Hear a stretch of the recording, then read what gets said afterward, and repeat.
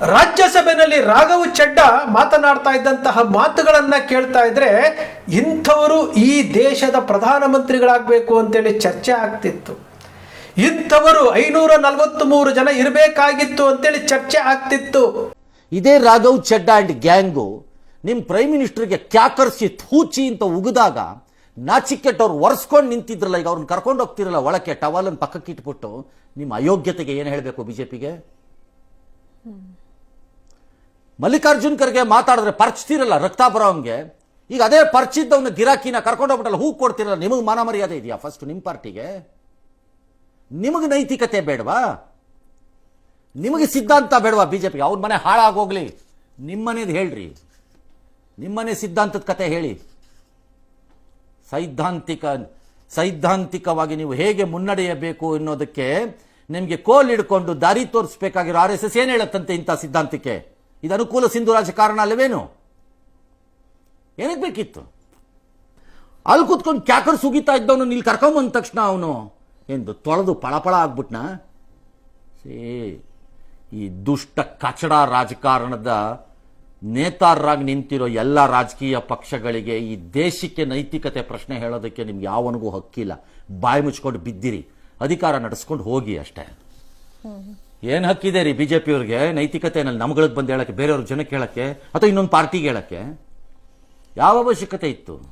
ಈಗ ಅವನಿಗೆ ಅನುಕೂಲ ಬೇಕಾಗಿತ್ತು, ಅವನು ಬಂದ. ನೀವು ಅನುಕೂಲ ಸಿಂಧು ರಾಜಕಾರಣ, ಅವ್ನು ಯಾವನ ಕೇಜ್ರಿವಾಲ್ಗೆ ಪಾಠ ಕಲಿಸ್ಬೇಕು ನಿಮ್ಮ ತಗೊಂಡ್ರಿ. Does Narendra Modi approve this? ಯೋಗ್ಯತೆಗೆ ಹೇಳ್ತೀನಿ, ನಿಮ್ಮನ್ನ ಪಾರ್ಟಿ ಡಿಫರೆನ್ಸ್ ಅಂತ ನಾವು ನೋಡಬೇಕು. ಯಾಕೆ ಹೋಗಿಬಾರ್ದು ಯಾವನುವೆ? ನೀವೇನು ಸತ್ಯ ಹರಿಶ್ಚಂದ್ರ ಮೊಮ್ಮಕ್ಕಳು ಅಂತ ಬಿಟ್ಬಿಡ್ಬೇಕಾ ನಿಮ್ಮನ್ನ? ನಿಮಗೆ ನಾಚಿಕೆ ಆಗಲ್ವಾ? ಸೊ ಈಗ ಏನು ಅರ್ಥ? ಯಾರನ್ನು ಬೇಕಾದ್ರೂ ಬೈರಿ, ಮೋದಿಗೆ ಕ್ಯಾಕರ್ಸ್ ಡೈಲಿ ಬೈತಾ ಇರಿ, ಬೆಳಗ್ಗೆ ರಾತ್ರಿ ಮಧ್ಯಾಹ್ನ ಸಂಜೆ. मेरा ये मानना है कि बीजेपी एक गुंडों की पार्टी है, अनपढ़ गुंडों की पार्टी है. वो सिर्फ गुंडागर्दी करते हैं और पेट्रनेज देते हैं गुंडों को. वो रकम नहीं बनी और वो शख्स पैदा नहीं हुआ जो राघव चड्डा को, आम आदमी पार्टी को या अरविंद केजरीवाल को खरीद ले. मैं साफ तौर पे अपने विरोधियों को कहना चाहता हूँ, जनता पार्टी एक ऐसी वॉशिंग मशीन है जो बिना डिटर्जेंट पाउडर के ही दमदार ಅಂತಹ ರಾಘವ ಚಡ್ಡಾ ಆಮ್ ಆದ್ಮಿ ಪಾರ್ಟಿಯನ್ನು ಬಿಟ್ಟು ಭಾರತೀಯ ಜನತಾ ಪಕ್ಷವನ್ನು ಸೇರ್ಕೊಂಡ್ಬಿಟ್ರು. ಇದೇ ರಾಘವ ಚಡ್ಡಾ ಪ್ರೆಸ್ ಮೀಟ್ನಲ್ಲಿ ಹೇಳಿದ್ದು ಏನು ದಾಳಿಗಳಾಗ್ತಾ, ಇಡೀ ದಾಳಿ ಮಾಡ್ತೇವೆ ಅಂತೇಳಿ ಎದುರಿಸ್ತಾ ಇದ್ದಾರೆ ಅಂತ BJP ಮೇಲೆ ಆರೋಪ ಮಾಡಿರುವಂಥದ್ದು.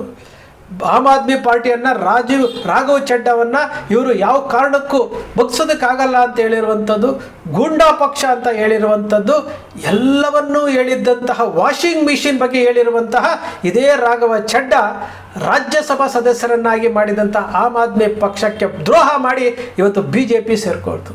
ಹಾಗಾದರೆ ರಾಜ್ಯಸಭೆಯಲ್ಲಿ ಮಾತನಾಡ್ತಿದ್ರಲ್ಲ, ಅವೆಲ್ಲ ನಾಟಕನಾ? ಹಾಗಾದರೆ ಯಾರನ್ನು ನಂಬಬೇಕು ನಾವು?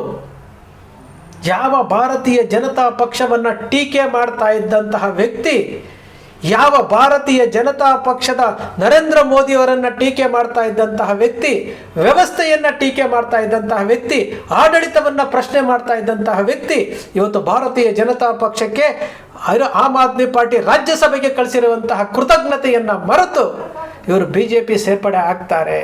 ಆ BJPಯವರು ಕಾಯ್ಕೊಂಡು ಕೂತಿದ್ದಾರೆ. ಅವ್ರಿಗೆ ಇವಾಗ ಬೇಕಾಗಿರುವುದು ಏನಪ್ಪ ಅಂದರೆ ವೆಸ್ಟ್ ಬೆಂಗಾಲ್ ಗೆಲ್ಲಬೇಕು, ತಮಿಳ್ನಾಡು ಗೆಲ್ಲಬೇಕು, ಅಸ್ಸಾಂ ಗೆಲ್ಲಬೇಕು, ಮಣಿಪುರ್ ಗೆಲ್ಲಬೇಕು, ಪುದುಚೇರಿ ಗೆಲ್ಲಬೇಕು, ನೆಕ್ಸ್ಟ್ 2027ಕ್ಕೆ ಪಂಜಾಬ್ ಗೆಲ್ಲಬೇಕು. ಅದಕ್ಕೋಸ್ಕರ ಏನು ಕುತಂತ್ರ ಬೇಕಾದರೂ ಮಾಡ್ತಾರೆ. ನಮ್ಮ ರಂಗಣ್ಣ ಹೇಳಿದ್ದಾರೆ ನೋಡಿ, ಆಶ್ಚರ್ಯ ಆಗುತ್ತೆ. ನಮ್ಮ ರಂಗಣ್ಣ ಹೇಳ್ತಾ ಇದ್ದಾರೆ, ಆಶ್ಚರ್ಯ ಆಗುತ್ತೆ. ರಂಗಣ್ಣ ಚೇಂಜ್ ಆಗ್ಬಿಟ್ರಲ್ಲ ಅಂತ. ನಮ್ಮ ರಂಗಣ್ಣ ಚೇಂಜ್ ಆಗ್ತಾ ಇದ್ದಾರಲ್ಲ, ಅದು ಖುಷಿ ನಮಗೆ.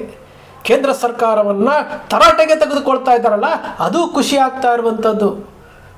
ಇದು ಎಲ್ಲ ಪತ್ರಕರ್ತರು ಮಾಡಬೇಕ್ರಿ.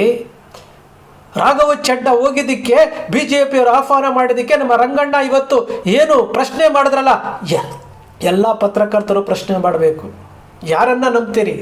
ಈ ದೇಶದ ಪ್ರಧಾನಮಂತ್ರಿ ಆಗಿದ್ರೆ ಹೇಗೆ ಅಂತ ಹೇಳ್ತಾ ಇದ್ದಂಥ ವ್ಯಕ್ತಿ ಹೋಗಿ BJP ಪಕ್ಷವನ್ನು ಸೇರ್ಪಡೆ ಮಾಡಿ ಆಮ್ ಆದ್ಮಿಗೆ ದ್ರೋಹ ಮಾಡಿರುವಂಥದ್ದು. ಆಮ್ ಆದ್ಮಿ ಅರವಿಂದ್ ಕೇಜ್ರಿವಾಲ್, ಸಿಸೋಡಿ ಅವರನ್ನು ತಗೊಂಡೋಗಿ ಜೈಲಲ್ಲಿಟ್ಟು ಇವತ್ತು ಕೋರ್ಟ್ ಏನು ತೀರ್ಪು ಕೊಡ್ತು? ಅವರು ನಿರಪರಾಧಿಗಳು ಅಂತ ತೀರ್ಪು ಕೊಡ್ತು. ಏನೇನು ಸುಳ್ಳು ಸುದ್ದಿಗಳನ್ನು ಹಾಕಿದ್ರು? ಬದಲಾವಣೆ ತರಲಿಕ್ಕೆ ಹೋದಾಗ ಇವೆಲ್ಲ ಮಾಡ್ತಾರೆ ಕುತಂತ್ರಗಳಿಂದ.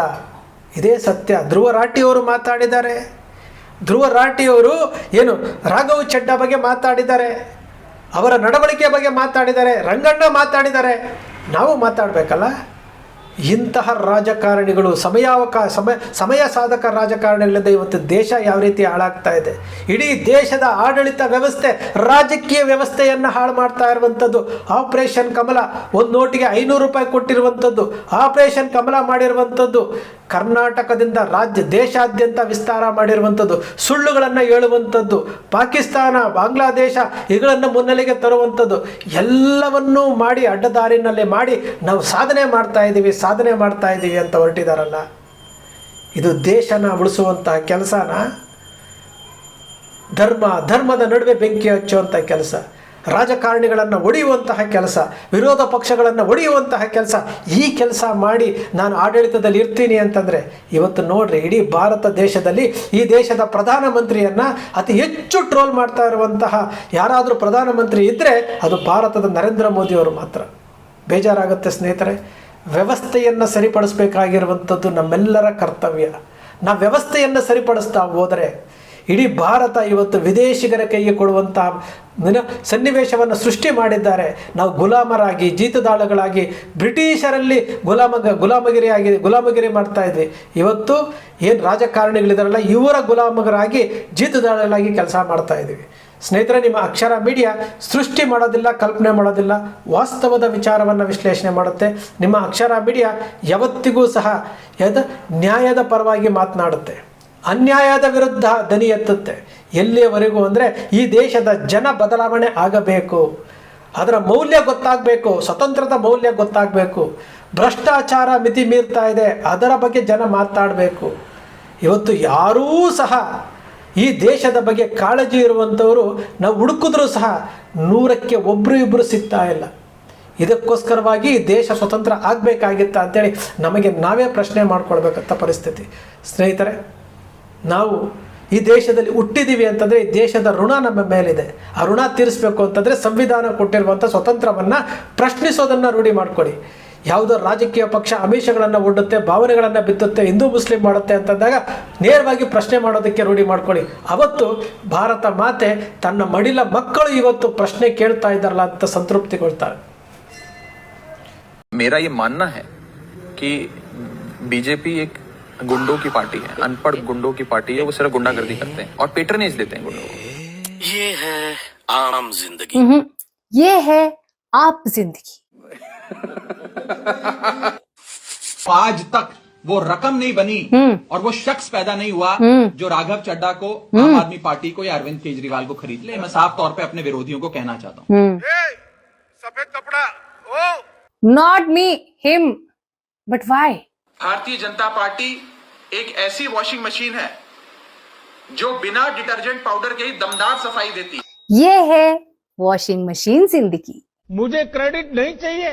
That I am the right man in the wrong party. I repeat, I am the right man in the wrong party.